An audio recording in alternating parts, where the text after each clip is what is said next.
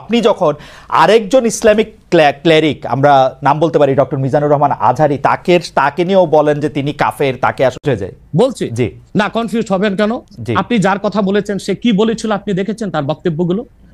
আমি শান্ত শিষ্ট ইসলাম প্রিয় শান্তি প্রিয় মুসলিমদেরকে উস্কানি দেয়া হচ্ছে, আল্লাহ এবং আল্লাহর রাসূলকে নিয়ে কটূক্তি করে, অবমাননা করে, শব্দ ব্যবহার করে, অশ্লীল শব্দ ব্যবহার করে, তাদের ব্যাপারে আমরা সর্বোচ্চ শাস্তি কামনা করি। One of the biggest feel আলহামদুলিল্লাহ। এগুলো খুব খারাপ অভ্যাস, আরেকজনকে কাফের বলা, মুশরিক বলা। আপনি যদি কাউরে কাফের বলেন, সে যদি কাফের না হয় আপনি নিজেই কাফের হয়ে যাবেন।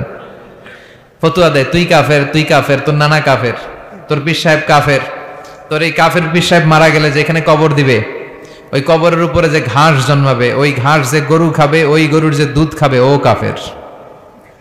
আছে না এরকম ফতুয়া? এই দেশের জাতীয় খেলার নাম কি জানেন? হাডুডু। টাইনে আপনারা নিচে নিয়ে আসবে।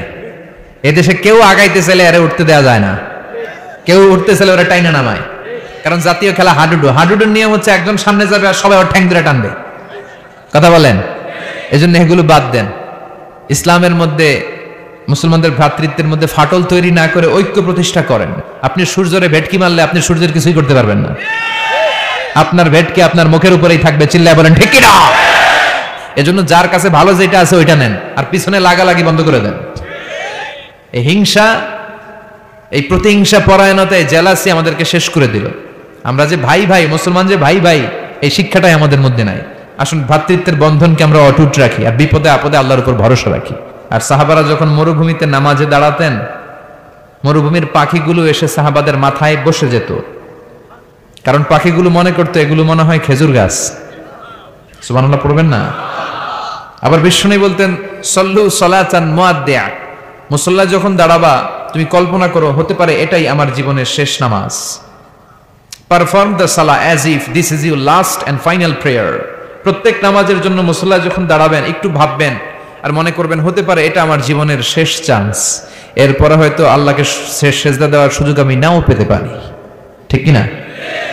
এই যে আমরা বসে আছি, এখন বাজে 11টা, আমরা 12টা পর্যন্ত বেঁচে থাকবো কোনো গ্যারান্টি আছে? হুট করে দুর্ঘটনা ঘটে যেতে পারে না? হ্যাঁ, কেউ যদি বোমা মেরে বসে একটা, সব শেষ। ঠিক কিনা? জঙ্গিদের কোনো ধর্ম নাই, সন্ত্রাসীদের কোনো ধর্ম নাই, সন্ত্রাস এটাই তার ধর্ম। কথা বলেন? সম্মানিত ভাইয়েরা, বলছিলাম কোরআন এমন একটা কিতাব যে কিতাব অন্ধকার থেকে মানুষকে আলোর দিকে নেয়। ঠিক কিনা? আলোর দিকে নেয়। আর বক্তব্য হওয়া উচিত খাটো, সালাত হওয়া উচিত লম্বা। সাহাবারা যখন সালাত পড়তেন পাখি এসে মাথায় বসতো, আর পাখি কি মনে করতো? এটা খেজুর গাছ।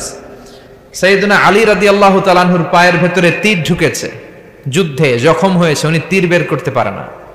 তীর ধরে টান দিলে উনি চিৎকার মারে। বিশ্বনবী বললেন আকিমিস সালাহ আরিহনা বিস সালাহ ইয়া বিলাল, বেলাল ইকামত দাও। আরেক সাহাবীকে বললেন তুমি লুকিয়ে আমরা যখন নামাজ পড়বো তুমি আমার মেয়ের জামাই আলীর পা থেকে টেনে তীর বের করবে। বিষ্ণু যা বললেন সে তাই করলো। নামাজ চলা অবস্থায় সাইয়েদনা আলীর পায়ের কাছে যে টেনে তীর বের করেছে, ফিনকি দিয়ে রক্ত বেরিয়েছে, কিন্তু সাইয়েদনা আলী টের পায় নাই। উনিও নামাজ পড়ে, আমরাও নামাজ পড়ি। আমাদের নামাজের মধ্যে কোনো খুশু নাই, খুদু নাই। আল্লাহ বলেন কদ আফলাহাল মুমিনুন আল্লাযীনা হুম ফি সালাতিহিম খাশিউন, successful indeed are the believers who offer their 5 times salah with full of solemnity and submission. সফল তারা, ঈমান এনেছে যারা। তবে ওই মুমিন যারা নামাজে যখন দাঁড়ায় তাদের অন্তরে ভয় থাকে কার? আমাদের নামাজে তাড়াহুড়ো আছে না নাই? অনেকে দেখবেন যে রুকু থেকে সোজা হয়ে দাঁড়ানো এটা ওয়াজিব, অনেকে রুকু থেকে কোন রকম মাথা তুলে সেজদায় দৌড় মারে।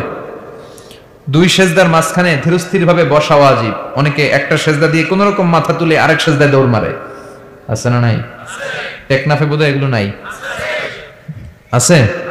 এগুলো করা যাবে। ধীরস্থির ভাবে বিশ্বনবী সালাত পড়তে বলেছেন। এমনকি একামত দিয়েছে, জামাত শুরু হয়েছে, ওই জামাত ধরার জন্য দৌড়িয়ে যে নামাজ পড়া যাবে। নো রাশিং ইন সালাত, নো হ্যাস্টিনেস ইন সালাত। সালাতে তাড়াহুড়ো নাই, সালাতে আছে ধীরস্থিরতা, রিল্যাক্স। সালাত মানে কি?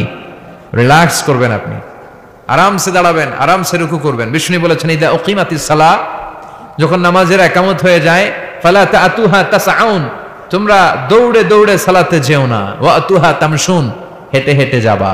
একামত হইছে, দৌড় দিবা না, হেঁটে হেঁটে।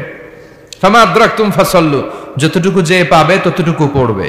ওমা ফাতাকুম ফাআতিম্মু, যেটা ছুটে যাবে পরে নিজে নিজে পড়বে। কবুল করে নিবে কে? আমাদের অনেকে আছে, নামাজ শুরু হয়েছে, উনি অজু করতেছে, উনি টের পাচ্ছে কিছুক্ষণ পরে ইমাম সাহেব আল্লাহু আকবার বলে রুকুতে যাবে, আর রুকু ধরার জন্য অনেকে দেয় দৌড়। আছে না নাই? টাইলসের মসজিদে অনেকে দেয় দৌড়। এক লোক দৌড় দিছে, উল্টায় পড়ছে, লুঙ্গি একদিকে, মুসল্লি আরেকদিকে। টাইলসের মসজিদে অজু করে দৌড় দিবেন না, খবরদার। অজু করে পিচ্ছিল পা থাকে, আস্তে আস্তে যাবেন, না হলে দুর্ঘটনা ঘটে যাবে। দেখেন বিশ্বনবীর সুন্নাহ আছে যেখানে বরকত আছে, সুন্নাহ নাই যেখানে বিপদ আছে। এজন্য সালাতগুলো যেন ধীর স্থির ভাবে হয়। আবার সালাতের পরে তাসবিহ পড়ে না লোকজন, নামাজের পরে কি পড়া সুন্নাত? তাসবিহ। কিন্তু আমরা নামাজের পরে মুনাজাত দেওয়া সুন্নাত বানাই ফেলছি। আছে না নাই? আসসালামু আলাইকুম ওয়া রাহমাতুল্লাহ, আসসালামু আলাইকুম, আল্লাহুম্মা আমিন ইয়া আরহামার রাহিমিন। আছে না? তুমি কি বললো আমিন ইয়া আরহামার রাহিমিন, এটা কি দোয়া? দোয়া করা সুন্নাহ, হাত তুলেও করতে পারেন, হাত তোলা ছাড়াও করতে পারেন, এটা জায়েজ আছে। কিন্তু সালাম ফিরানোর পরে বিশ্বনবী দোয়া করতেন না তাসবিহ পড়তেন? তাসবিহ পড়ে না, এই তাসবিহগুলো পড়ে না, সুন্নাত পড়ে দৌড়। বিশ্বনবী লম্বা সময় বসে বসে তাসবিহ পড়তেন। 33 বার সুবহানাল্লাহ, 33 বার আলহামদুলিল্লাহ, 33 বার আল্লাহু আকবার, 34 বার আল্লাহু আকবার পড়ে না।